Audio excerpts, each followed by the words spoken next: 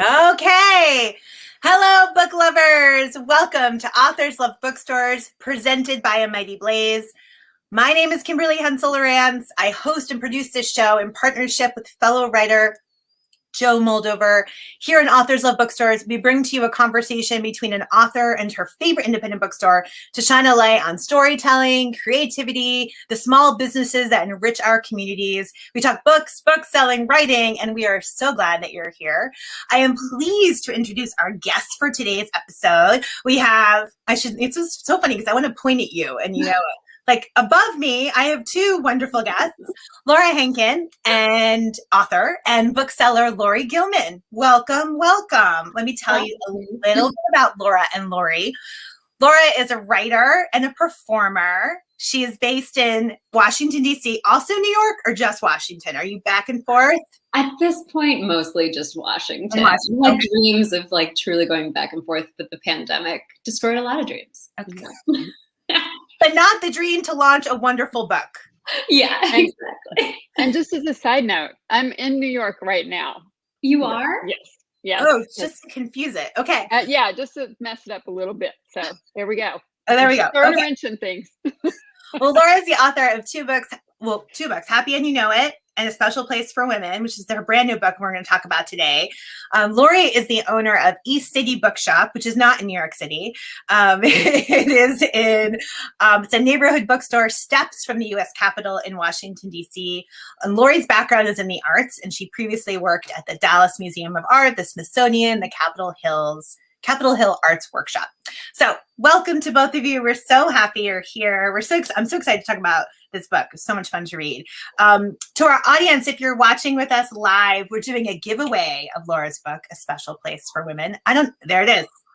There it is. So if you want a book that will take you away from the stress of the world and entertain you, please enter the giveaway, post a question or a comment during the live broadcast, and we'll announce the winner before the end of the show.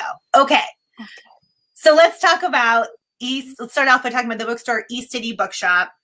City, is that actually like what the area of Capitol Hills is referred to? No. Oh. No, it's not. Okay. Yeah, I tried. It didn't catch on. No, You were trying to rename Washington, D.C. Okay. Wow, yeah. Your ultimate goal was not to open a bookstore. It was to redefine how people change everything. To rebrand the U.S. Capitol. Okay, but tell us about this bookstore. Laura, why did you want to talk to Lori and City Bookshop? What makes the store so special? What do you appreciate it? Tell us a little bit about the store from your perspective. Yeah, so I'm lucky enough to now live in DC, about an 8-minute walk away from this store. And it's just such a lovely neighborhood place. One of the things that I really appreciate about this store is it feels like the booksellers have such enthusiasm for such a wide variety of books. Like, not to knock any other bookstores, but sometimes you'll go into a bookstore and unless you're asking for like the most respected literary fiction or nonfiction, there's a little bit of like oh, okay, that's over there. Whereas you walk into East City and you're like, give me the steamiest romance you've got. And they're like, okay, here we go. And that's just one example. And, personally for me, East City really swooped in and saved me. Happy and You Know It, my previous book, came out May 2020. And I hadn't really known about East City before I moved to DC. So I had planned some launch events with some other stores that I had a longer history with. And then when the live events got canceled, basically just all my launch events were canceled like a month before the book was supposed to come out. And East City very kindly threw me a virtual launch and made it so special and wonderful. And I just will be forever grateful to them for that. And it's also just a lovely store and a really fun place to hang out. There's a good couch. It's like spacious enough. I could keep going, but those are just a few of the reasons that I love it. How lucky you can walk there. That's like the dream. Can I walk to the bookstore? Yeah. Right. And sometimes if I like, I don't know, have to go to the post office for some reason and I'm annoyed because I had to wait in line in the post office, I'll be like, well, now as a reward, I'll just hop across the street to East City and buy a book. Excellent. Now, Laura, you opened this bookstore in 2016. Is that right? Yes. Tell us a little bit about why you were inspired to open a bookstore and kind of how the store came to be. Well, there are, it changes a little bit when I'm looking back on it now. We're 5 years old, and I became a little obsessed with this idea of opening a bookstore. And I now think it probably was a midlife crisis because I turned 50 the year that we opened. But I have lived in the Capitol Hill neighborhood. We say on Capitol Hill, which I think sounds weird to outside people, but I've lived on Capitol Hill for 30 years. Oh, wow. And I'm very attached to the neighborhood. I've raised 3 children there. I've, sort of just been in there in DC through all kinds of things. And it has this little kind of village feel, our little neighborhood right in the middle of, the Capitol. And it was one of the things where when my kids would do something wrong when they were younger, I would find out from one of the other moms, always someone would see them and I would say, so now what were you doing at such and such? And they'd be like, the moms, So it's that kind of place that is also right down the street from the Capitol and all the things that are happening there. So had grown very attached, and we had a bookstore in the neighborhood for, it was in the neighborhood like 40 years, a family business. I think everybody had moved to the suburbs by, the 2000s, but it had passed through generations, and it closed in 2009, which was probably the worst year for independent bookstores. And so I thought, well, we are a reading community. People, someone will open a bookstore. And years went by and years went by. And by 2015, when I started to get kind of focused on this idea, the only bookstores left were in Upper Northwest. So Kramer Books and Politics and Prose, one location. That was it for new bookstores in the whole entire city.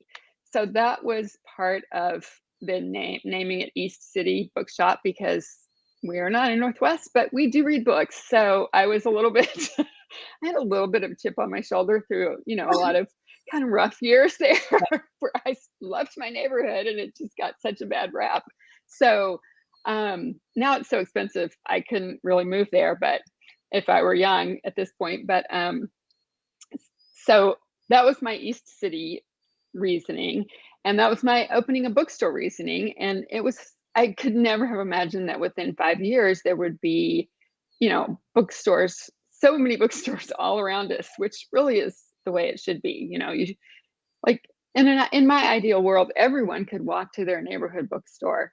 Mm-hmm. That would be great. It would be great. So, yeah. So basically, I didn't have any experience in bookstores or working in books in any form, but I did learn everything I could about it. I went to bookstore school, which is so actually I read that you did that. So can you tell our audience, because I think there a lot of people who watch the show harbor the dream of opening a bookstore.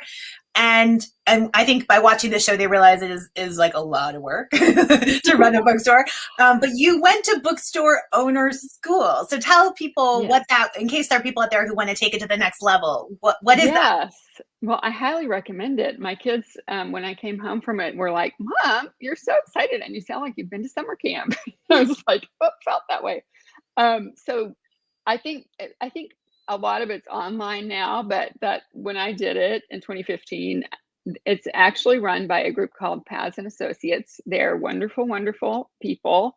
Donna Paz and Mark Kaufman, who've been in the book business for a long, long time and are probably responsible, about 75% responsible for the resurgence of bookstores in the US, because they've done this bookstore school for years and years, a couple times a year. And you go and basically, it starts out with okay, so you're kind of thinking maybe you might want to do this. Here's what you need to know.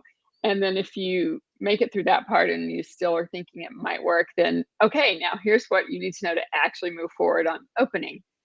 And it was very eye-opening, but it was also like, you learned like years worth of things in that week. And it was on Amelia Island in Florida, which was a lovely getaway. Ooh. And you're just there with, 15 or 20 at that point, other people who want to open bookstores all across the country. Oh, that's So I recommend, yes. Sounds like heaven all around. and I love that this is your midlife crisis. Like your midlife crisis was to go back to school to learn how to run a bookstore. Like that's so much more practical than buying very productive midlife crisis.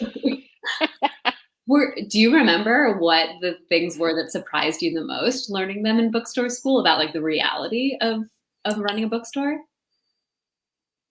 Well, I think one thing that surprised me once I got into it was just how much I really had to learn. And I had heard, just the very beginning, like, oh, small margins, it's really hard to make money. Here are all the reasons bookstores are going under. And it was still shocking to see how hard it is to make all these little things work as a small business, as a community space, because that's the part that I'm most interested in. But you do have to make money, and you want to pay your wonderful booksellers, and you want to give back to the community. I mean, I'd say 95% of people who own bookstores that I meet want to do all those things. So yeah, it's a really fun thing to do, but I wouldn't recommend doing it during a pandemic if you can avoid it. There are a lot of things that we wouldn't recommend doing during the pandemic. But for those of us who love bookstores, we appreciate very much what you do. I mean, we've talked to so many booksellers on this show over the last 18 months, and I think every one of them would admit that it's been a very difficult year. And but what's kept them afloat is actually what you said, which is this idea of community, that you're people who recognize their bookstores are more than just a bookstore. It's a community space. And that's what keeps them afloat. Yeah. And it is our community, our customers, they're all amazing and so supportive and just really wonderful. I can't say enough how great they are, including Laura. I love a fair share of books there. You all also made it really easy. I feel like you pivoted really well and really quickly, and had a very functional website for ordering books if need be, and like a good pickup window and all of that. Yeah, and here we are again, just getting a little hope about, we're going to do some events and whatever, and no, never mind. I know. It's discouraging. But what is encouraging is when we can read wonderful books like Laura's new book. Notice that segue right there. That was so good. That was really good. So Laura's new book, and you're going to hold it up for us, Laura, because there it is. A Special Place for Women. I just read this book. I had so much fun reading it. And the world is very stressful, and there is a lot that we see in the news that brings us, well, I shouldn't speak for everyone, brings me to a place of great anxiety. So it was wonderful to spend time in your book, Laura. I thoroughly entertained. For our audience that hasn't yet read A Special Place for Women, can you tell them a little bit about it? What's it about? I don't want to say too much. I don't want to ruin it. I know it's tough because this book has a pretty big twist that like takes it in a different direction. And it's been very challenging to describe it to people without ruining that, but I'm going to try. So A Special Place for Women is about a journalist who is not in a great place in life. She's been fired from her new media job. Her mother has recently died. She feels like she has one more chance to really make her name as a writer before she has to just give up. So she decides that she's going to infiltrate this secret club of New York's millennial elite, women only. And it's so secret that nobody's ever even really confirmed its existence. But there are all these rumors that, these powerful women have done things like elected the first female mayor of New York, for example, and maybe even brought her down when she came for their fortunes. So Jillian, our intrepid reporter, lies her way into the club and then realizes that the women are far more powerful than she ever imagined. So, it's a page turner, and it's juicy and fun, and hopefully, I think, very funny. It is. It's like a real wild ride with a little bit of everything. The reviews are great. So the reviews have said, let's say, outrageously entertaining, fresh, fun, and entirely worthwhile, utterly addictive tale. Like those are just some snippets from some of your reviews. And it made me think a little bit about in the pre-COVID days, all these working spaces, right? That people would, I know we had one opened in Boston and like every woman that I knew joined. And it made me, it was a wing. Yeah. Can I say that? So it was like everybody joined that I knew. And I'm like too curmudgeonly about parking in Boston. So I was like, I'm not doing that. Which parking costs in the city? But I'm really curious. Was that like what inspired you to write this story? Were you a member of one of these working spaces and sort of curious about what goes on behind the closed doors, or like how did it come to be? Yeah, so I was never a member, but I was very fascinated by them. And I remember thinking particularly about the wing, which was the biggest of these, thinking like, maybe I want to apply to join. But I was always a little bit intimidated because there was like a long waiting list and you had to pay kind of expensive dues. And I'd heard that they would go through your social media and like make sure you fit their brand. I don't know if that was actually true or not, but one day, a friend of mine invited me to come join her for a coffee there because she was a member. So I went as a guest and I was really excited to go in. And then as soon as I came in, it was so beautiful, but I felt so incredibly out of place. I think I was just like, wow, I'm not cool enough to be here. You know, it feels like all these women are emerging or impressive in some way. And I was like running from day job to day job. And just like all my social anxiety kicked in. And I thought it was so funny that they could market themselves as this place that was like, come and meet your sisters and join the fight. You know, this is like a safe space for you, women. And yet actually be very, very exclusive. And my favorite anecdote about this visit to the wing was that when I was leaving, the woman in the elevator with me was talking to her friend about how the big struggle in her life was that it was really difficult dating a celebrity chef because he was never free for brunch. And I was just like, wow, we are not the same. And is that where the story kind of took hold, that spark? Yeah, exactly. I just started wondering, you know, first of all, what's going on behind closed doors here? But also, what if somebody who did feel very out of place in a place like this had to infiltrate it for their career? And, you know, the protagonist of this book, Jillian, is like not a group person. She's never had a big group of friends. She probably would have like died before being in a sorority in college. And yet I think the tension within her and the tension that I felt when I was visiting was that like, I knew that if the women at the wing were like, Laura, Hankin, you should join us, I'd probably be like, oh, okay. You know, and so I think Jillian too has this little part of her inside that just so desperately wants to belong. Yeah. Oh, what do you hope that a reader would take away from your book? They get to the last page and they think, what's the feeling you want to leave them with? I mean, I want them to feel a little bit like, whoa, my mind was kind of blown by this book and it went in directions I wasn't expecting and just really unique and cool and wild directions. I hope they feel very, you know, satisfied, like they were just taken on a ride. But then I also hope that it leaves them thinking about some larger issues about like, what is the way for women to find true equality in the world right now? Yeah. Excellent. Lori, what do you do when someone comes into East City Bookshop and they are perhaps the person you think would be a great fit for Laura's books? Like, who is that woman? I'm assuming it's a woman, could be a man. I shouldn't say that. Who is that reader that comes in and you think, oh, I'm going to match you with a Laura Hankin book? How do you, as a bookseller, that magic, how do you do it?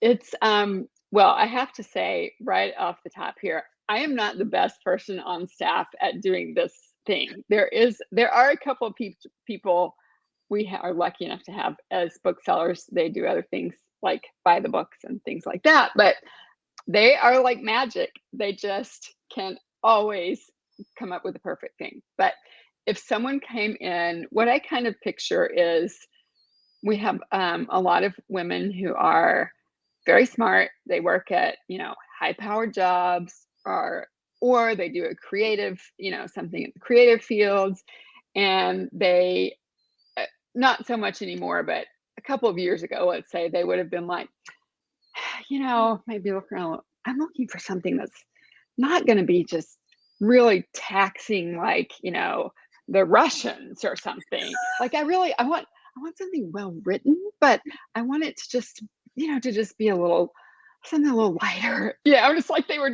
confessing that they wanted to read this, and that would be exactly the kind of thing. It's like super smart, really makes you think, but you really have a good time reading it. And I think that's some of our booksellers get very excited about these kinds of books, as well as books that you might, if people are categorizing, might put in a different kind of category. So we have I think it's a really big part of our customer base that would be interested in reading one of Laura's books. Like, yeah, I can't really come up with a stereotype because I think we have a real variety of people who would enjoy it. Well, it's also, I am not a millennial. I am not. And I love the book. Like, I felt like the voice and the experience might be very different than how my life was like in my 20s. But I think this core, Laura, what you're talking about of wanting to belong and finding connection, like that part of the book, I think resonates with a reader of any age. So I just want to say that to our audience, is like, should I read this book? I'm like, I think it will connect with you no matter if you're kind of north of 25 and a little bit, yeah. right? Yeah. And that wasn't even, actually, I wouldn't even think of that, I have to say. I think just because the millennial, whatever that even means now, is such a thing that everybody has this kind of image of that. I mean, I feel like my kids are a little bit younger than that, but they're young women now. I'm 3 girls, and I don't know. I just felt like I certainly grew up in a totally different time, but I felt like it applied to me because it's that, and something that just by default, being woman owned, we are constantly sort of talking about and looking about, which is, okay, we're trying to figure out ways for women to move forward in a way that's different, but can accomplish things than what men have been doing all this time. And it's sort of like, okay, you go in one direction. Oh, whoops, that wasn't exactly right. Let's back up a little bit, go a different direction. And I just completely identify with that. Yeah, unfortunately, we haven't solved it and probably won't solve it for a while. So, No. I guess the one benefit is that my book is going to be relevant for. Well, Laura, last week on the show, we had Curtis Sittenfeld, and we were talking about Rodham, her book that sort of imagines Hillary Rodham's life had she never married Bill Clinton. And in some ways, I think your books are cousins, like that sort of like idea of sisterhood and the idea of like what a woman's life could be, can be, and the different paths that we find ourselves on. I'm so honored by that. I love Curtis. Well, and while we have comparisons for anybody listening out there, these are some good comparisons. So there's Lauren Groff has a new novel coming out in the fall, and it's called Matrix. So excited for that book. Very excited about it. Excited.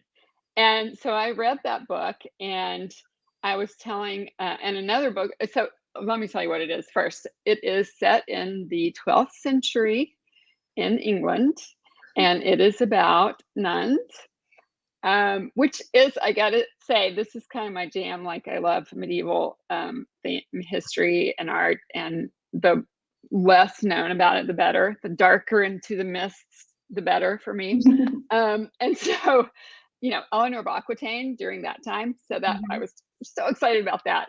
Another bookseller who wasn't excited about that, but decided to read it anyway to push herself a little bit. I was telling her about Laura's book in this podcast, and she said, "Oh, that's so much like The Matrix." And I was like, "Oh, you're right. It is, because it is about women trying to find a place in the world run by men, really, really run by men, and the church. And this place in this case is this abbey where the woman who's in charge, and it's kind of it's historical fiction because it's based on some historical figures that not really much is known about, but so this powerful abbess creates this really refuge for women in this town, and it goes through her whole life and the things that they fight against and the way they live their lives, and it's like a special place for women. And it really is fascinating. So that's my comparison. So Well, read all Laura, these books. that's pretty awesome. Yeah, I'll take comparisons to Lauren Graf. Exactly, right? Wow, that's a huge compliment. Lori, I have to say, we've had many booksellers on this year who have mentioned that book, and I cannot explain to you the depth of my jealousy that you have read this book. Like, I'm so jealous. Do you feel very similarly linked to her other ones in terms of, her unique voice, or did it feel like a real departure? It felt to me like a departure, but so well, just so, like you're right in there. If you can imagine yourself being taken into the sights and sounds and feelings of 12th century England. I love I love this line that you're drawing through the ages of the way women struggle to find their place, to create a path, to find power. Because Laura, you definitely explore that in this book. These are ultimately women who are trying to cultivate their power. Yeah, and what I wanted to explore was that they all had sort of different ways of going about it, right? In a male-dominated world, do you, lean in, do the quote-unquote girl boss thing of like, speak up in meetings and never apologize? Or, do you try to go back to the community of other women and lift one another up? Do you get a little bit into the occult and manifesting things and making things happen for yourself? I felt like I've had so many conversations with so many women over the past however many years about like, what is the way to do it? And everybody has a different idea about it. So that's what I wanted to really dig into in this book. Oh, excellent. Excellent. Ooh, I'm loving this conversation. And I have to say, I do love also how Laura's characters in both in A Special Place for Women and Happy and You Know It, the protagonists, they just, they really make some questionable choices and they screw things up more than once, but they just keep going and trying again. And I just feel like that is really a key lesson for everybody, because this is not a kind of thing you figure it out and then it's done. No, we just gotta keep going. Yeah, and isn't it nice if we can like forgive each other and ourselves and keep going? And ourselves. That's a hard thing to do. Yeah. But it very much is the age of your character as well. Like in your 20s, we always make mistakes, but like in your 20s, you're really searching for who you are and where you're going to direct your life, and you're going to mess up. Yeah. And I also wanted to talk about, this like 30 approaching, Jillian in A Special Place for Women is 29. And I think there's this sense of like, have I wasted so much of my 20s? You need to have everything figured out by day one of your 30s. And oh God, I'm nowhere close, which was definitely a very real fear that I had when I was turning 30. And then I turned 30 and I was like, oh, your 30s are great. One question I wanted to ask both of you is that you both have backgrounds in the arts. Laura, you were a performer, you were in your bio says you were in plays and musicals and a musical duo. Lori, you were in arts administration, working in museums. And that's so curious to me that you both have transitioned.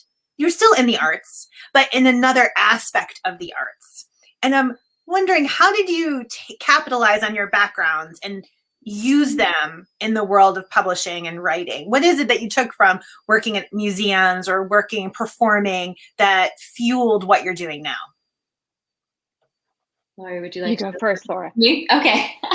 Yeah, so coming up as an actor, I think you spend a lot of time thinking about characters, right? And trying to get inside their heads and figuring out why they do what they do. It's always like, what is my motivation and what is my backstory? So that's been super helpful to me in then writing novels, which is all about like, who are these characters? And honestly, sometimes it's a really fun little trick that I can do as an actor, just like walk around trying to inhabit the body of my character. You know, like, how does Margot walk, or how does Vi speak, and like try to do their voices, or just have little conversations with myself while like acting them out. But I think also just more generally, you know, theater and writing, it's all about storytelling and like, how do you entertain an audience? So it's just doing it in a slightly different form. Excellent. I love this idea of you in your apartment, sort of like being all of your different characters and testing out how they walk and how their voices sound. That's so exciting to see. It's fun to do. I hope nobody ends up like watching me through a window. Like, what's going on? They probably just get on a Zoom or something. Yeah. Then you can also, maybe you can then read your books for the audiobook version, which Laura does, and they're so wonderful. Thank you. Yeah. Good practice there while you're writing to act out the characters. Exactly. So Lori, what do you have from your background in arts administration, working in museums? How did that inform your work as a bookseller? I think for me, the thing that I've always come back to when I was working in museums, it sounds kind of weird, but it was like the community aspect of it. And that's what I always ended up being interested in. And, like I always thought, oh, I want to be a museum curator. And then I realized, I don't want to do that. I want to bring in lots of different people to come and see what they see from these things and experience this, together. So that's kind of how I've kind of gone through the arts. I think also just insatiable curiosity about things, and art history is a great way to, I grew up in a tiny town in West Texas, and I feel like I'm still trying to learn all the things that I didn't learn early on. So when I went to college and I took an art history class, and I was like, wait, people study this? Like, you do this? And then I said, people major in this? Oh, I'm going to do that. That's how practical I was. But I really loved it. So that worked out fine. And I think that just, books, obviously, I've been through periods of my life when I have not read at all. Like when my kids were all really little, when, there were just stressful things happening in my life. Sometimes that makes me unable to focus. I didn't read for almost a year, like a novel during the pandemic, or very few. And I can't do it. But I still love books and bookstores through all those times, because I think for me, it's just the fact that, it's all there. There's all of these things happening and that have always been happening, and it will be there, fingers crossed, be there when I'm out of this phase of whatever's happening. And that just gives me comfort. Excellent. Yeah. I love insatiable curiosity. I love that. That really describes definitely what you need to do anything in life, but especially writing and especially bookselling. We're getting some audience questions, and this is one we typically ask, but Christina beat me to it, which is thinking about your pre-COVID days on the store on the hill at the store. What was a favorite live event that you did? Well, There are so many. I tend to, by the time of the day that author events are happening, I'm like, oh, I just want to go home and just, put my feet up. And then I go to the event. I'm like, oh my God, that's the best thing ever. I'm so glad. So we did have, right before the pandemic, we had an incredible event with Jason Reynolds and Ibram Kendi for Stamped, the YA version of Kendi's book. And so it was the two of them talking. We had a moderator and a crowd of like 400 people. It was not at the shop, but a place down the street.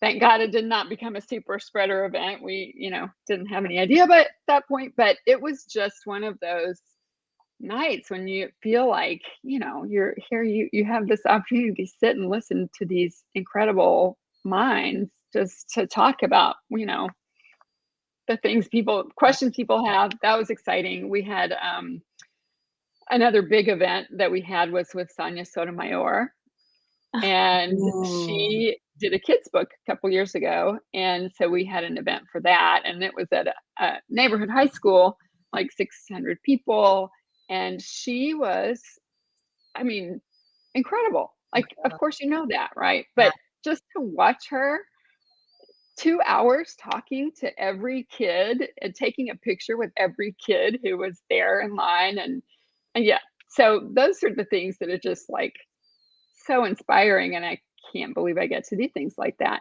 But I also just love hearing, there might be an event that has 10 people, but authors are so generous with these events, with their time, and really taking people's questions to heart and really talking about, really kind of opening themselves up. And I think it's such a wonderful experience. If, next time anybody out there thinks about going to an author event and then you think you're too tired, do it anyway. You will be happy. I say that from experience. I can't wait till we can have Laura in for an actual in the store event, because we've now had 2 virtual events. Laura. So, Laura, we have another audience comment. Apparently, you are very fun on TikTok. Oh, yeah, that was from Claire, right? So tell us about, God, I'm going to date myself or just like age myself because I am not on TikTok. So tell us about TikTok as an author. What do you use TikTok for? What role does it have in your writing, in your marketing of your book? What's your handle so people can go follow you? Yeah, what is my handle? I think if you just search Laura Hankin, I'll come up. And there's a picture of my face. Why so haven't I done that? I just got on TikTok a few months ago because I had heard it was the new frontier for authors, and the thing that I like about it is that you can just make these like teeny tiny, quick little videos, just basically making one joke if you want to. And you can do it about just like the writing life or how much you love books or your own specific books, which is great. I do feel very mystified by the algorithm. Like sometimes I'll post something on there and be like, this is good. This one's going to do well. And then nobody sees it. And then I know some people I follow will just like post a little clip of nonsense that they like barely even put up. Oh, thanks, Claire. Thanks, Claire. And then it gets, like 500,000 views. So I've had one viral TikTok so far, and it's very exciting. It's telling the story of the time that I had to walk down the aisle at my friend's wedding with a guy who had given me 1 star on Goodreads. No. Yes. We were maid of honor and best man. Did he know that? Oh, I have so many questions about this. I think he knew. I think he knew that I knew, but like we didn't say anything about it. But then, we both had to give speeches afterwards at the reception, and my speech, not to brag, was very good, and his speech was like, eh. And so I got a little drunk and on a dance floor, went up to him and was like, "So how many stars would you give my speech?" And I don't think he heard me because I was like mumbling it drunkenly, and then I was too scared to repeat it. Who does that? I don't understand. I always like, if you don't like a book, just don't comment. I know. Oh, I think he just wanted to keep track of his reading history, and he like didn't actually think about the fact that I might see it. oh yeah. And now I try not to go on Goodreads. Yeah, no, I've heard authors should never go on Goodreads. Yeah. Okay, we're coming to the end of our time, but I want to ask a couple more questions. So, Laura, you have some good news. For those of us who have read A Special Place for Women and think, I want more, you have more. Tell us about your new book deal. Yeah. So I just finished, I'm just starting revisions for a new book, which is about the stars of a high school musical-esque show in the early 2000s that were really, really big, and then they just totally combusted on live TV. And now it's over a decade later, their lives have all gone in very different directions. You know, surprise, surprise, the male star is doing a lot better than all the female stars. And they have to come back for a reunion special because everybody wants that nostalgia, you know? And so there are all sorts of betrayals and hidden secrets, long buried secrets, I should say, and all of that fun, juicy stuff for them to deal with. So yeah, we just started on revisions on that one. And when is the public, like when should people who want to keep an eye out for it, when should they sort of have on the horizon that book would be coming? I believe it's going to come out in 2023 because they like to do the, May summer season for me. And it would be like just a little bit too soon to do 2022. So probably 2023.